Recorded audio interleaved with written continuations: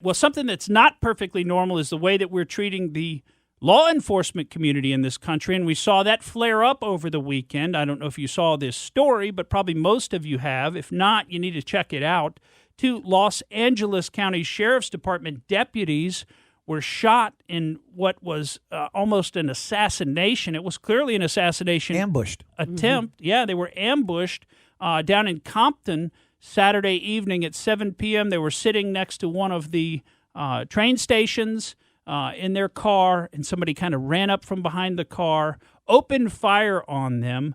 Both deputies sustained multiple gunshot wounds. One of the deputies is a 39-year-old woman who's the mother of a 6-year-old boy. The other deputy is a 24-year-old man. Both of them wound up in surgery in critical condition, fighting for their lives. Now, since then, they have emerged from surgery, and it does look like they're going to survive, thank God. But you want to know what happened at the hospital while they were there being treated? And this is part of what's so unbelievable. A bunch of BLM protesters showed up at the emergency room early Sunday morning, and they were shouting and screaming and blocking the entrance to the emergency room. They were trying to force their way in. And you want to know what they were screaming?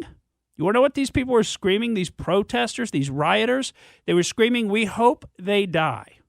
We hope they die." Now, let me just say, you think these are President Trump supporters or Joe Biden supporters? You know, because Joe Biden supporters who are at least somewhat honorable don't want to own this. They don't want to own this situation that they've created. They don't want to own the far left wing of their own party and these riots and these people who are essentially Marxists who want to destroy this country.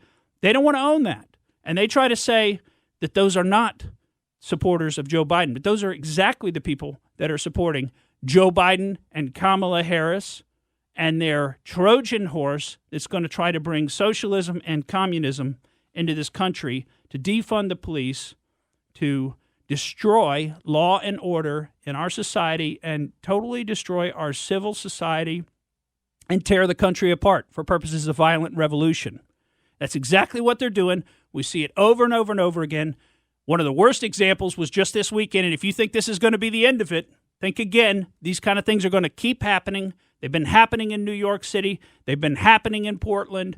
This is just one more example of these murderous people who hate our country and hate law enforcement and hate civil society. Thank you for listening to the Morgan Streetman Show. We hope you enjoyed what you heard, and if you did, please click like and subscribe to help us out. And remember that we recommend that you exercise your brain at least once a week.